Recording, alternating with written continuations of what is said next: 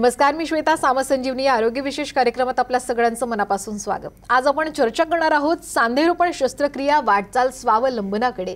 आणि या महत्त्वाच्या विषयावर असं मार्गदर्शन करण्यासाठी आज आपल्यासोबत आहेत स्पेशलिस्ट ऑर्थोपेडिक तज्ञ डॉक्टर प्रकाश पाटील सर. सगळ्यात आधी आपण डॉक्टरांचं स्वागत करूया स्टुडिओमध्ये. नमस्कार डॉक्टर, खूप खूप स्वागत आहे. नमस्कार. खरं तर खूप महत्त्वाचा विषय आहे आणि या विषयावर चर्चा करणार आहोतच, पण त्याआधी डॉक्टर प्रकाश पाटील यांची ओळख मी आपल्याला करून देऊ इच्छिते.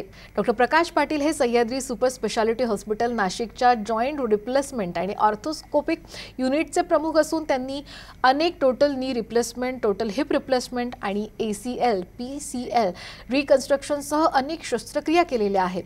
ते UK आणि युरोपमध्ये प्रशिक्षित असून बायलॅटरल सिंगल स्टेज जॉईंट रिप्लेसमेंटमध्ये त्यांचा हातखंडा आहे. यानंतर चला थेट या महत्त्वाच्या विषयावर आपण जाणार आहोत. खरं तर सांधेदुखीचा रुग्णांवर नेमका कशा पद्धतीने परिणाम होतो हे सगळ्यात आधी मला जाणून घ्यायचं आहे. सांधेदुखी तसं बघितलं तर आपल्या खूप जीवाच्या जवळ असलेला असा विषय आहे. कारण आपल्याला माहिती आहे की आपल्या घरामध्ये कोणाला ना कोणाला ह्या व्याधीने तो ग्रस्त असतो. जसं मनुष्याचा जन्म होतो तो सुरुवातीला उभा राहतो, मग चालायला लागतो, पळायला लागतो, त्यानंतर उड्या मारायला लागतो आणि दैनंदिन अनेक तो कार्य करत असतो. आणि ह्या सर्व कार्य करण्यामध्ये त्याला मदत होते ते निरोगी सांध्यांची. परंतु जोपर्यंत आपला सांधा हा निरोगी आहे, चांगला काम करतो, तोपर्यंत आपण त्याकडे काही व्यवस्थित असं लक्ष देत नाही. आपल्याला आपल्या सांध्यांची गरज कधी पडते किंवा लक्ष कधी जातो जेव्हा ते सांधे निकामी व्हायला लागतात, त्रास द्यायला लागतात, आजारी पडायला लागतात. मग आपल्याला आपला सांधा निरोगी असण्याचे महत्त्व आहे ते पटू लागतं. तर सांधेदुखी ही कशी होते ते जाणून घेऊया आपण. सर्वप्रथम एक शॉर्टमध्ये जर सांगायचं झालं तर जेव्हा दोन हाडं एकमेकांच्या संपर्कात येतं आणि तिथे जेव्हा हालचाल सुरू होते तेव्हा त्याला आपण सांधा असं म्हणतो. तर प्रत्येक हाडाच्या शेवटी एक कोटिंग असतं किंवा आवरण असतं ज्याला आपण कार्टिलेज म्हणतो. आणि हे कार्टिलेज अगदी टणक, गुळगुळीत आणि मजबूत असतं, कारण त्याचं पोषण जे आहे ते हाडातून येणाऱ्या रक्तपुरवठ्यामुळे होतं. पण काही कारणांमुळे जेव्हा हे आवरण हळूहळू झिजायला लागतं, रक्तपुरवठा कमी व्हायला लागतं, हे पूर्ण घर्षण होऊन निघून जातं आणि ही हाडं एकमेकांच्या संपर्कात येतात, घर्षण पावतात आणि ह्या घर्षणामुळे जे वेदना होतात त्याला आपण सांधेदुखी होतो. सांधेदुखी हे प्रामुख्याने वजन घेऊन कार्य करणाऱ्या सांध्यांमध्ये होतात, ज्याच्यामध्ये गुडघे झाले, खुबा झाला, पायाचा घोटा झाला. आणि ह्या सांध्यांना जेव्हा व्याधी निर्माण होते तेव्हा मग आपल्याला पेन्स व्हायला लागतात, दुखायला लागतात. आपल्या दैनंदिन क्रिया करण्यामध्ये तो त्रास द्यायला लागतो, जसं चालणे, उठणे, बसणे, शौचाला बसणे किंवा पायऱ्यांची चढ उतार करणे. आणि ह्या सगळ्या अडचणी आल्यामुळे मग आपण कशावरती डिपेंड व्हायला लागतो, तर पेन किलर्सवरती किंवा काय आधारावरती.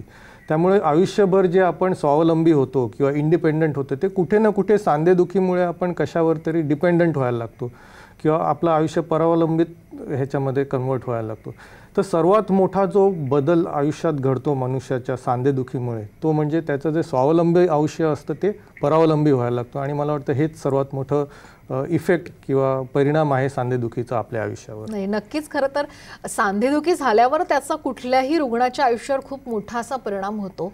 पण नेमकं हे टाळता येऊ शकतं का आणि हे नेमकं कशा पद्धतीने होतं? मुळात हे सांधेदुखी नेमकी कशी होते हे आणखीन थोडं विस्तृत ऐकायला आवडेल.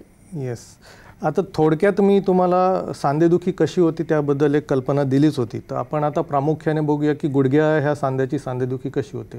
तर आपण जो व्हिडिओ आपण दिसतोय त्याच्यामध्ये बघूच शकत असाल की गुडघा हा सांधा मांडीच्या हाडापासून आणि पायाच्या हाडापासून तयार झालेला असतो.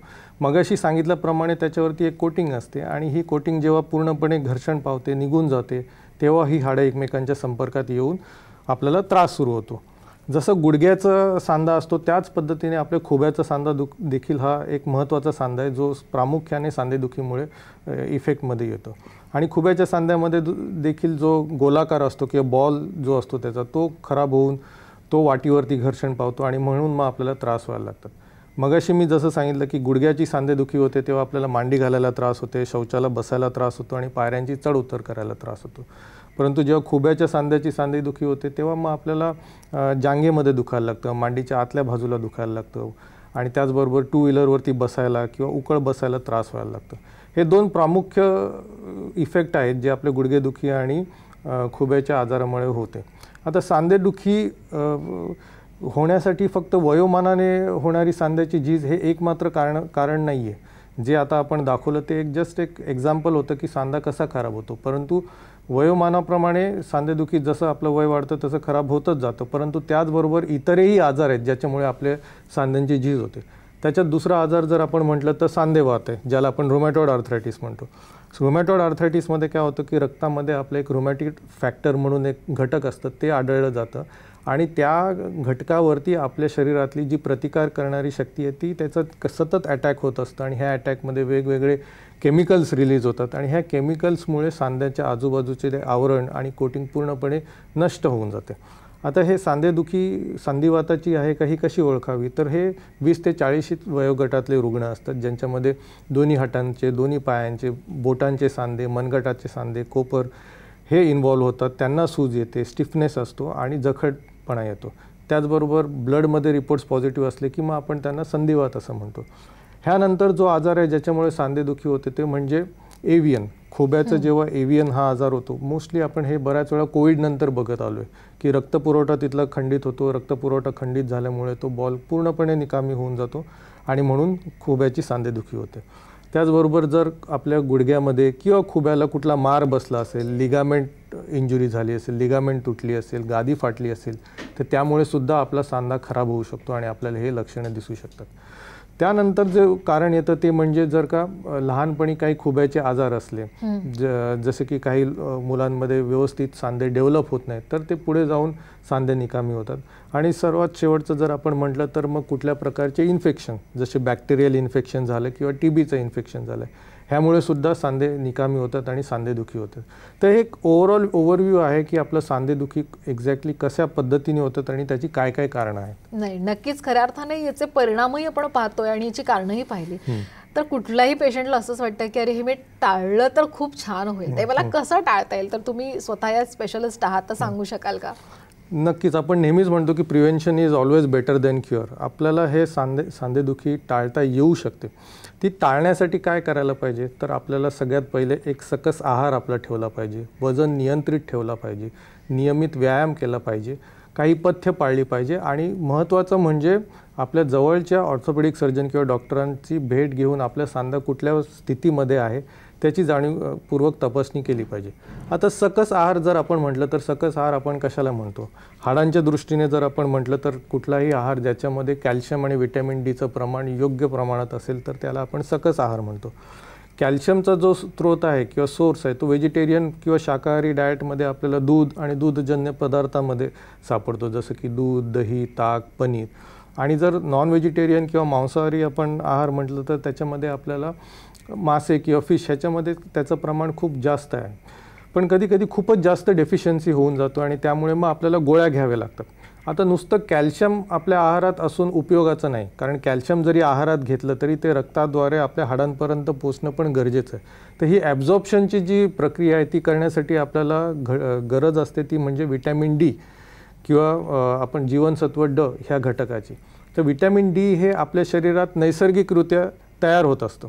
त्याच्यासाठी फक्त आपल्याला काय की सकाळच्या सूर्यप्रकाशामध्ये एक साधारण 10 ते 15 मिनटं बसायचं, जेणेकरून त्वचेमध्ये ते तयार होतं आणि आपल्याला ते कॅल्शियम ॲब्झॉर्प्शनमध्ये मदत मिळतं. कॅल्शियम आणि व्हिटॅमिन डी तर गरजेचंच आहे, त्याबरोबर फॉस्फरस आणि मॅग्नेशियम देखील गरजेचं आहे. हे काही इम्पॉर्टंट घटक आहे जे आपल्याला आहारात ठेवायचे आहेत. आता नियमित व्यायाम का बरं केलं पाहिजे? कारण नियमित व्यायाम असलं तर आपल्या सांध्यांची हालचाल राहते, तिथल्या मांसपेशी कार्य राहतं आणि त्यामुळे रक्तपुरवठा चांगला राहतो. हा रक्तपुरवठा चांगला असल्यामुळे हाडांची क्वालिटी मजबूत राहते आणि घर्षण आपण टाळू शकतो. नियमित व्यायामाने आपलं वजन देखील नियंत्रित राहतं, कारण वजन जर जास्त असेल तर आपला मेकॅनिकल लोड सांध्यावर जास्त आणि त्यामुळे सांधा लवकर खराब होतो. त्यामुळे तुम्ही पाहिलं असेल की ज्यांचं वजन खूप जास्त आहे त्यांचे सांधेदुखी लवकर सुरू होते आणि ज्यांचं वजन नियंत्रित आहे त्यांना अगदी 70-80 वयामध्ये सुद्धा त्यांचे सांधे चांगले असतात. त्यामुळे नियमित व्यायाम हे देखील महत्त्वाचं आहे. आणि पथ्य म्हणजे काय की मी सगळ्या पेशंट्सला ॲडवाईस करतो की 55 ते 60च्या नंतर आपल्याला मांडी घालून, विशेषतः खाली मांडी घालून बसणं टाळायचं आहे. भारतीय पद्धतीच्या शौचाला बसायचं टाळायचं, त्याऐवजी कमोडचा वापर करायचा आहे आणि विनाकारण पायऱ्यांची चढ उतार आपल्याला टाळायची. ह्या 3 क्रियांमुळे सांध्यांची लवकर झीज होते. त्यामुळे जरी आपल्याला त्रास नसला आणि आपल्याला ह्या गोष्टी सगळ्या शक्य असल्या तरी ह्या शक्यतो टाळायच्यात. ही पथ्य आपण पाळली आणि आपण नियमित म्हणण्यापेक्षा वर्षातून एकदा जरी ऑर्थोपेडिक सर्जनकडे जाऊन आपल्या सांध्यांची काय परिस्थिती आहे, एखादा एक्सरे काढून बघितला आणि रक्ताची तपासणी करून घेतली की आपल्याला आजार लवकर ओळखता येतो आणि त्याच्यावरती बाकीचे नॉन ऑपरेटिव्ह ट्रीटमेंट आपल्याला सुरू करता येतात. आणि हे सगळं आपण जर केलं तर निश्चितच आपला सांधा निरोगी राहतो आणि सांधेदुखी आपण 100% टाळू शकतो. नाही, खऱ्या अर्थाने सांधेदुखी टाळू कशी शकतो हे तुम्ही सांगितलं, पण अनेकदा अशी वेळ येते की आता शस्त्रक्रिया करावीच लागणार आहे. तर ही शस्त्रक्रिया नेमकी मग कशी केली जाते? कारण प्रत्येक रुग्णाला थोडी भीती असते ऑपरेशन म्हणलं की. त्याचे फायदे मग कशा पद्धतीने रुग्णाला होऊ शकतात? निश्चितच. आता सांधेरोपण शस्त्रक्रिया जर आपल्याला करायची झाली, गुडघ्याची जेव्हा आपण सांधेरोपण शस्त्रक्रिया करतो तेव्हा आपण जसं व्हिडिओमध्ये आपण दाखवलेलं आहे की तिथे एक व्रण केलं जातं गुडघ्याच्या समोर आणि मग आपला सांधा उघडला जातो. वेगवेगळ्या पद्धती असतात ज्याच्यामध्ये सांधा आपण उघडतो. काही पद्धती ज्याच्यामध्ये मांडीचा स्नायू आपण कट करतो, काहीमध्ये तो सरकवून घेतो. पण जी काही पद्धत आहे त्याच्यामुळे आपण पूर्णपणे गुडघ्याचं मांडीचं हाड आणि पायाचं हाड सेपरेट करून घेतो. जे काही घर्षण झालेलं आवरण आहे त्याला विशिष्ट अवजारांद्वारे क्लीन करून घेतो आणि मांडीचं हाडाचं जेव्हा प्रिपरेशन होतं त्याच्यानंतर त्याच्यावरती एक वाटीसारखी आपण किंवा मग कॅपसारखं आपण म्हणू शकतो मेटॅलिक इम्प्लांट असतो तो त्याच्यावरती बसवतो. त्याच पद्धतीने पायाचे जे हाडाचा जे खराब झालेला भाग आहे ते आपण काढून टाकतो. तिथे मेजरमेंट्स घेऊन तिथे मेटॅलिक इम्प्लांट बसवतो आणि मग वरती पण मेटॅलिक इम्प्लांट, खालती पण मेटॅलिक इम्प्लांट, त्या दोघांच्या मध्ये घर्षण होऊ नये म्हणून एक पॉलिथिलीन लायनर आपण त्याच्यामध्ये बसवतो. अशा पद्धतीने आपण टोटल नी रिप्लेसमेंट करतो. 90 ते 95% रुग्णांमध्ये जी वाटी असते किंवा नी कॅप असतो ती बदलण्याची गरज नसते, पण ज्यांच्यामध्ये गरज असते त्यांच्यामध्ये सुद्धा आपण ती एक छोटंसं कट घेऊन तिथे आपण एक प्लास्टिकचं लायनर बसून अशा पद्धतीचे टोटल नी रिप्लेसमेंट सर्जरी करतो. आता टोटल नी रिप्लेसमेंट किंवा टोटल हिप रिप्लेसमेंटची सर्जरी झाल्यानंतर ज्या काही आपल्या वेदना असतात, म्हणजे ज्यासाठी आपण ऑपरेशन करतो, जसं चालायला त्रास होतो, उठायला बसायला त्रास होतो, पायऱ्या चढ उतार करायला त्रास होतो, हे संपूर्णपणे निघून जातात आणि अगदी इंडिपेंडंटली आपण काही आधार न घेता ह्या सगळ्या क्रिया करू शकतो. माझे अनेक रुग्ण आहेत ज्यांनी ऑपरेशननंतर पंढरीची वारी केलेली आहे, नर्मदा परिक्रमा केलेली आहे किंवा ते अगदी हज यात्रेला सुद्धा जाऊन आलेले आहे. तर निश्चितच जी क्वालिटी ऑफ लाईफ आहे ती इम्प्रूव्हिंग सर्जरी आपल्याला सांधेरोपण शस्त्रक्रियेमध्ये मिळतं आणि जो कॉन्फिडन्स आपला गेलेला असतो तो डेफिनेटली जॉईंट रिप्लेसमेंट सर्जरीने मिळू शकतो. नाही, नक्कीच. खरं तर जॉईंट रिप्लेसमेंट सर्जरी ही खूप महत्त्वाची मानली जाते, पण कुठल्याही रुग्णाला प्रश्न असतो की आता मी ही करू कुठे? तर तुम्ही याबद्दल काय गायडन्स देणार? कसं की सांधेरोपण शस्त्रक्रिया ही एक एंड स्टेज सर्जरी आहे किंवा टर्मिनल सर्जरी आहे की कारण आपण त्याच्यानंतर दुसरी कुठली सर्जरी अवॉइड करतो. त्यामुळे ही सर्जरी अशा ठिकाणी व्हायला पाहिजे जिथे सर्व सुविधा उपलब्ध आहेत. हे रुग्ण जनरली ह्या वयोगटातले असतात ज्याच्यामध्ये बायपास झालेला असतं, एन्जिओप्लास्टी झालेली आहे, इतर काही त्रास असतात. तर ह्या सगळ्या त्रास कंट्रोल करून त्याला जी सपोर्ट सिस्टीम लागते, कार्डिओलॉजिस्ट, हेमॅटोलॉजिस्ट, नेफ्रोलॉजिस्ट, इंटेन्सिव्हिस्ट, अशा ठिकाणी आपल्याला टर्शरी केअर सेंटरला हे सर्जरी करायचं आहे कारण ते सक्सेसफुल आपल्याला घडवून आणायचं आहे आणि हा टीमवर्क आहे. आता मी गेले अनेक वर्ष सह्याद्री स्पेशालिटी हॉस्पिटल नाशिक येथे कार्यरत आहे आणि मी एक थोडीशी त्याबद्दलची एक क्लिपिंग दाखवतो की आमचं हॉस्पिटल कशा पद्धतीने ह्या प्रकारची सर्जरी करण्यासाठी तयार आहे. तर मला वाटतं ती एक क्लिपिंग आपण बघूया. नाही,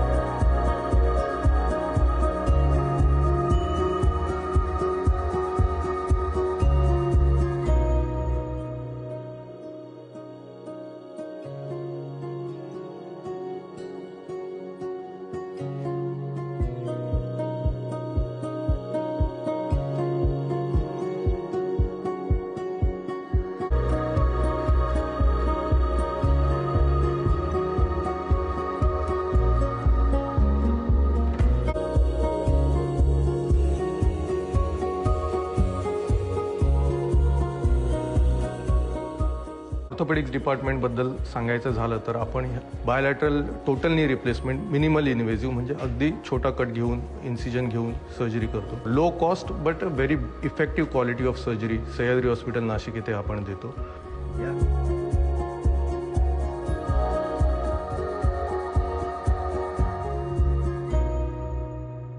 तर डॉक्टरांकडनं आपण सांधेरोपण याविषयी सुद्धा जाणून घेणार आहोतच, पण वेळ झाली एका छोट्याशा ब्रेकची. कुठेही जाऊ नका, पाहत रहा सामसंजीवनी.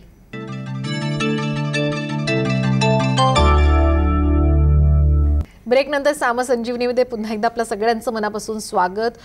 सांधेरोपण शस्त्रक्रिया वाटचाल स्वावलंबनाकडे याविषयी आज आपण चर्चा करतोय आणि आपल्याला मार्गदर्शन करताय doctor Prakash Patil sir. Sahyadri hospital विषय सर तुम्ही खरं तर सांगत होतात. आता वेदनारहित सांधेरोपण शस्त्रक्रिया म्हणजे नेमकं काय हे थोडंसं जाणून घ्यायचं आहे.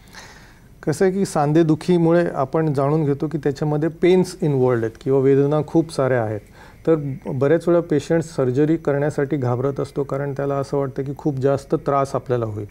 म्हणून हा त्रास कमी करण्यासाठी आपण पेनलेस नी रिप्लेसमेंट सर्जरी किंवा वेदनारहित जॉईंट रिप्लेसमेंट सर्जरीची कन्सेप्ट आणलेली आहे, ज्याच्यामध्ये आपल्याला मदत पडते ती ॲनेस्थेटिस्टची. आणि आमच्या सह्याद्री स्पेशालिटी हॉस्पिटलला ॲनेस्थेशियाची टीम आहे जे विशिष्ट प्रकारचा ॲनेस्थेशिया देऊन पूर्णपणे पेनलेस नी सर्जरी करतात. तर मला वाटतं की आपण त्यांच्याचकडनं जाणून घेऊया की एक्झॅक्टली हे काय केलं जातं. आपण नमस्कार, मी doctor Kiran Prakash Patil.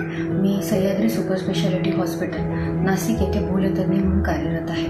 Joint replacement surgery म्हटलं की अनेक गैरसमजांबरोबरच रुग्णांच्या मनात प्रचंड भीती असते, ती ऑपरेशन दरम्यान आणि ऑपरेशन नंतर होणाऱ्या वेदनांची.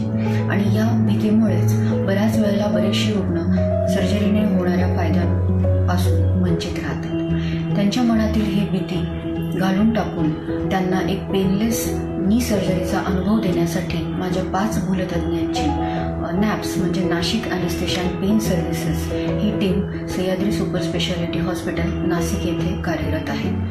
यावेळी आम्ही वेगवेगळ्या ॲनेस्थेशिया टेक्निक वापरून USG गायडेड ब्लॉक्स घेऊन आमच्या पेशंट्सचा प्रवास ऑपरेशन दरम्यान आणि ऑपरेशन नंतर पेन फ्री, सुखकर आणि कम्फर्टेबल होईल याची काळजी घेतो. त्यातला रिसेंट टेक्निक म्हणजे अडक्टर कॅनल ब्लॉक याबद्दल मी थोडीशी माहिती तुम्हाला देते आहे. या ब्लॉकसाठी सोनोग्राफी मशीनची आवश्यकता असते आणि त्याद्वारे आम्ही नी जॉईंटला सप्लाय करणारे नर्व सिलेक्टिव्हली ब्लॉक करतो. त्यामुळे पेशंटच्या फक्त वेदना नाहीशा होतात, परंतु स्नायूंची ताकद कायम राहते. त्यामुळे सर्जरी झाल्यानंतर लगेचच आमचे सगळे पेशंट्स फिजिओथेरपी आणि एक्सरसाइजेस खूप कम्फर्टेबली करू शकतात. म्हणजे सर्जरी झाल्यानंतर काही तासातच आम्ही पेशंट्सला चालवतो, मोबिलाइज करतो आणि यामुळे पेशंटचा आत्मविश्वास प्रचंड वाढतो. त्याचा दुसरा फायदा म्हणजे की बाहेरून जे पेन किलर्स आपण देतो त्याची रिक्वायरमेंट अगदी नगण्य झालेली असते. त्यामुळे त्याच्याशी रिलेटेड जे साईड इफेक्ट्स आहेत जसं उलट्या होणे, मळमळणे, डोकेदुखी, कॉन्स्टिपेशन हे साईड इफेक्ट्स आपण टाळू शकतो. आणि त्याचा एकंदर फायदा म्हणजे हॉस्पिटलचा खर्च कमी होतो, हॉस्पिटल स्टे कमी असतो आणि या सगळ्या गोष्टी पेशंटची फास्ट रिकव्हरी होण्यासाठी फार पूरक असतात. त्यामुळे सिंगल सेटिंगमध्ये दोन्ही गुडघ्यांची शस्त्रक्रिया झालेले आमचे रुग्ण 3ऱ्या किंवा 4थ्या दिवशी अगदी आनंदाने हसत घरी जाण्यासाठी रेडी असतात.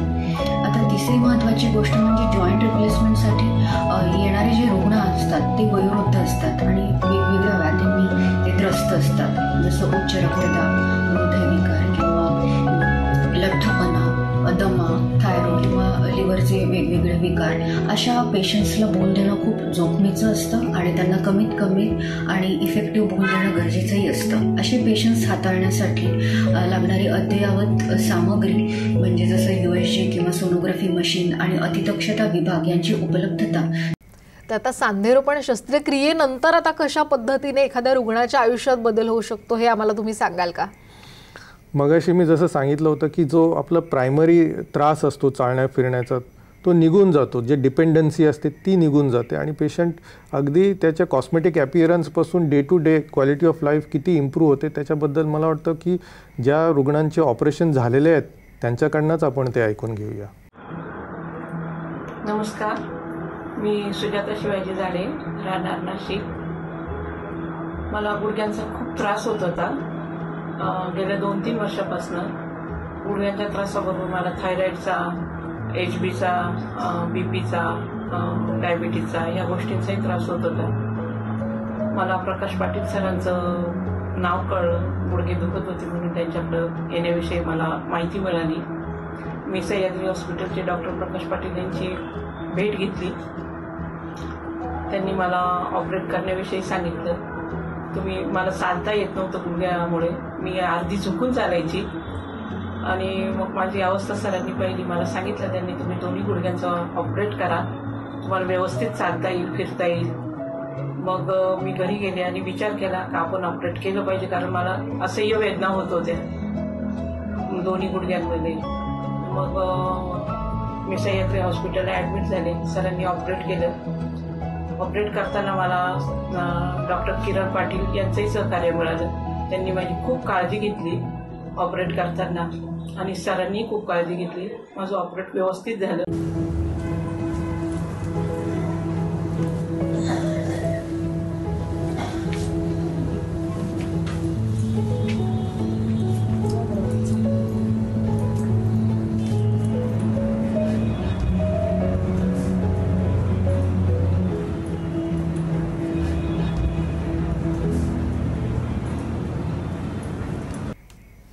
नक्कीच खरं तर आपण सह्याद्री सुपर स्पेशालिटी हॉस्पिटल इथे आलेले जे रुग्ण आहेत त्यांचा अनुभव आता आपण पाहिलेले आहेत. खरं आज आपल्या साम टीव्हीच्या माध्यमातून अनेक प्रेक्षक हा कार्यक्रम पाहतायत आणि सांधेरोपण आता म्हणजे सांधेदुखी ही अशी गोष्ट झाली की खूप नॉर्मल आहे, अनेकांना ही होत असते. अगदी जसं तुम्ही म्हणालात अर्ली 20s 30s मध्येही होते. तर एक जाता जाता कार्यक्रमाच्या शेवटी आपल्या सगळ्या प्रेक्षकांसाठी तुम्ही काय संदेश द्याल? निश्चितच आपण म्हणतो की movement is life, life is movement. त्यामुळे आपलं आयुष्य नेहमी गतीमध्ये असायला पाहिजे आणि ही गती आपल्याला अचीव करण्यासाठी जी मदत पडते ती म्हणजे आपल्या निरोगी सांध्यांची. तर निरोगी सांध्यांसाठी मी जसं मगाशी सांगितलं त्याप्रमाणे आपल्याला सकस आहार ठेवायचा आहे आणि वजन नियंत्रित ठेवायचं आहे. त्याचबरोबर व्यायामाची जोड त्याला द्यायची. हे जर आपण मंत्र पाळलं तर निश्चितच आपण सांधेदुखी टाळू शकतो आणि त्याच्यातून उद्भवणारे पुढचे त्रास.